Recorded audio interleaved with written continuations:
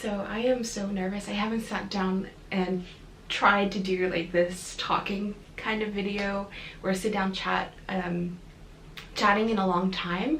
I got so nervous I had to get like a little glass of rosé.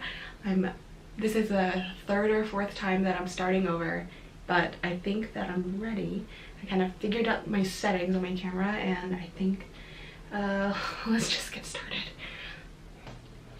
Okay, I've got a bunch of goodies in my lap right now, and I want to talk you through a few things that have been helping me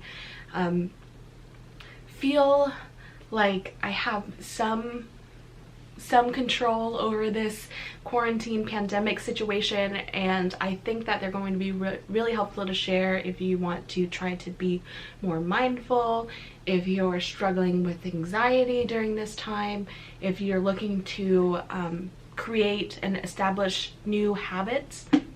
So I've been gathering a few things and thinking about them for a little while, and I thought it would be a good time to share some things that have been working for me.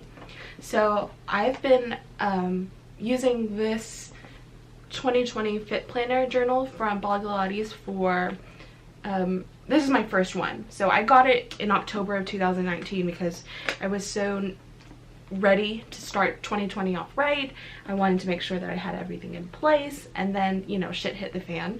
So although this is a little bit, I mean, like, it's still really useful, although it's, let me just say, like, there are a lot of other benefits because I'm able to track my mood, I'm able to track how much I'm sleeping, my water intake, things that I'm eating, because all of this really helps impact your overall wellness. And I think that there's a lot of value in looking back at things that are affecting your mood, because there's so few things that you can control, and if one of those things is like what you're eating, what you're doing every day, how much water you're taking, those are really small things that you can do to help conquer the day, you know? What else do I like about this? So I have found a way to use this that's able to keep track of my daily work goals and weekly work goals. So I actually don't just use this for keeping for a food journal or for fitness. I found a way to combine them both, so I don't have a bullet journal over here and a fitness planner over here. This is like my go-to. I would be really upset if I lost this. And I should probably put a reward on the first page, because sometimes these journals have it. A nice thing is that the very beginning, on the first few pages, you set your goals for the year. Every month you set goals for the month, and then you can reflect on the past month. Like, they have a monthly recap. There's also a cool like recipe or some kind of activity every month, and it's kind of it's a thick boy, you know, like, let me see, this is my Kindle, right? So I find it's definitely worth it. This is my first time getting Blogilates Fitness Planner. I talk about it all the time. I convinced my friends to get it, and because it's a little bit pricey, and so when she got it, I immediately put my name, a sticker on top of it so we wouldn't get mixed up. Yeah, I love it, and I would continue buying it. I think it ended up being 50 bucks or something. I know that we're looking at halfway towards the year. Blogilates, Cassie Ho, she has a version of this that isn't dated. So if you're just looking for the fitness portion, there's a cheaper one called the 12-week Fit Planner. I think that if it's anything like this, it's going to be amazing. So I would recommend start looking at that, and then looking into the 2021 version of this. So yeah, so much. Like, I have tried bullet journaling before, but I like how this really covers the things that I would be wanting to track, which are habits, weekly goals, daily goals, sleep, mood, water intake, and more. There's just like stuff that is set up for me that that I don't even have to think about putting in some kind of bullet journal structure. So I love this, highly recommend. Get the 2021 version. Next. So the next thing I touched on is my Apple Watch. this is one that I got from, I won it in a conference, and I never really even try to win things. I would rather have like a free, I'm the type of person that wants a guaranteed free sample rather than entering into some kind of contest, because I don't want to get phone calls, I don't want to get junk emails. But I just by attending this conference, I was entered into a raffle, and 8 of us got the Apple Watch. This must have been 2013 or so, so it's old. It's the Apple II. But I have found myself using it more and more, especially since I'm not going to the gym. I'm not seeing my gym family, my coach. It's nice to have those reminders that I have a goal to meet.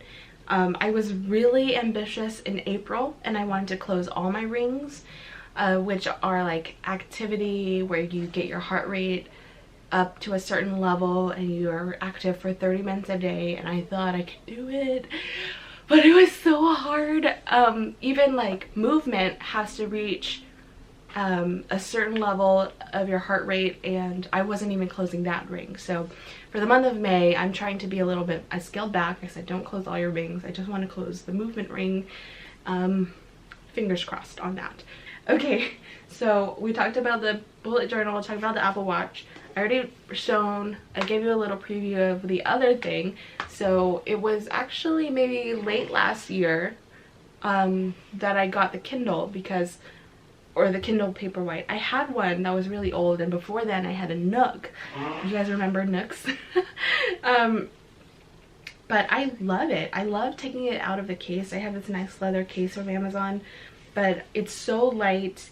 There is a slight delay. I would say it's like the traction for flipping the pages isn't super fast as if I were using my phone, but I love how light it is. I love that I can read it handheld. I can read it in the tub. It's waterproof, and I can sync it to my library app and check out free digital Kindle books like all the time. There are really good ones. I read Jonathan Van Ness's Over the Top. I've read from the library for free, and right now I'm reading Gretchen Rubin's Better Than Before. There are so many free things and resources that are available to you online, and I just sync them to my Kindle. And then my trick is that I turn it onto airplane mode after checking out a bunch of books, and that gives me more time than the allotted like 14 days or 20 days to read the book. So it's a cool hack. I don't feel too guilty about pushing someone out of the line for the book because it's digital. It will technically be returned after a certain time, and then the book disappears when I resync to the Wi-Fi. So other books I'm reading, so right now I'm reading Gretchen Rubin's Better Than Before, which is a professional help, like productivity book. And then I like to mix it up with a novel, and for book club we are reading The Mountains Sing. So yes, very excited. Lots of reading going on lately, and what I do like about tracking my reading and then having the Kindle, it's helped me limit my consumption with like with the news or with watching too many garbage TV and videos and things. So yeah, highly recommend either getting the Kindle app or looking into getting a paperwhite, because it's just so cute. I love it. Okay, so next, journaling. This is the first time that I've bought the 5-minute journal. I love it. The prompts are there. It says like, so every day there's something that says like, there's a quote, and then it says, I'm grateful for, fill in 3 things that you're grateful for, fill in 3 things that would make today great, daily affirmations, and then you go back with reflection for the evening and talk about 3 amazing things that happened today and how could I have made today better. I'm completely aware that there are so many notebooks that are like 10 cents around back to school time that you could fill in the answers to these prompts on your own, but there's just something so nice about having it set up for you. I haven't been such a good practitioner of daily journaling until I had this. And so let me go back. The first time that I used it was April 13th, and I've been consistent daily since, so that would be about like 2 weeks, I guess. 2 or 3 weeks. It's not amazing, but it's way better than I've ever done before, and I can see myself continuing to use this daily. I have noticed a change in my outlook, like positivity, just reflecting on things that have been working well, things that I'm grateful for. It reminds me and pushes me to think of things that are small, that you wouldn't normally reflect on. One of the things that I've given an example of before is in office. Like, it's nice that I can say I can shut my door and feel like this is my workspace, and when I go and leave that, then I put work behind. And that's something that I've reflected on in this 5-minute journal. I like that there are prompts. There's about 20 pages of guided strategy and tips. So it's not just a blank notebook with prompts. There's some supporting content, and I've loved it so much. I know it's a little bit expensive for what it is, but it's really well made, and when I think I'm going to continue buying it. And when I look back at this in 5 years and I have 5 of these, wouldn't that be the cutest thing to see, like, rows of my journal, of my 5-minute journal? I really, really love it. And it's super well made. So other things. So I talked about the journal. I talked about my fitness planner, my Kindle, my Apple Watch. So that's 3, and then this is 4. So wait, 3, 4. This is actually the last one. So the last thing I wanted to talk about is this time timer. So this is, it was invented by a woman who was helping her children learn how to understand the concepts of time. So you can visually see the red part reduce whenever time is lapsed, because kids have a really hard time understanding that concept, like, oh, you've only got 5 minutes left and stuff like that. And this is a technique that a lot of people use in facilitation. I've used it in person when meeting with people. It'd be about like 4 times this size, and you could see, everybody in the room can see it. It takes the pressure off of you as a facilitator to say, like, there's only 5 minutes left. You can visually see how much time is left. So I bought a mini one for myself. I bought it in a bright lime green color. It's pretty cool because you can, like, take the case off if that's not your taste. For what it is, it's like $25. I wanted to buy the name brand to support the founder, and also because it's just nice. You can turn the sound on and off on the back, so there can be an abrupt beeping to tell you when your time's up, just as if you were to use on your phone. The difference is I'm not trying to check my phone every few minutes to look at the status, because that would be very distracting. I might end up wanting to check Instagram, check Facebook, look at my text messages. I can completely ignore my phone if I have this out and have a visual cue of how much time I have left.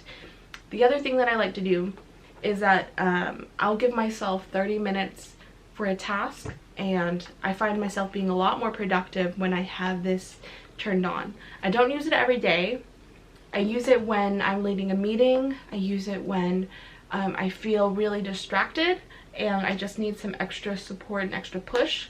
I also think it would be super useful if you were overwhelmed with cleaning and you're saying, okay, well, let me just give myself 15 minutes and put the bell on and see how much I can get done. So yeah, you can get this from Amazon. It's awesome. Anyway, so I think I covered all of the major things that have been making this whole chaotic situation at home better, easier, a little bit happier. I hope you're doing well. Stay safe, and thank you so much for watching. Yeah, so I'll see you next time. Bye.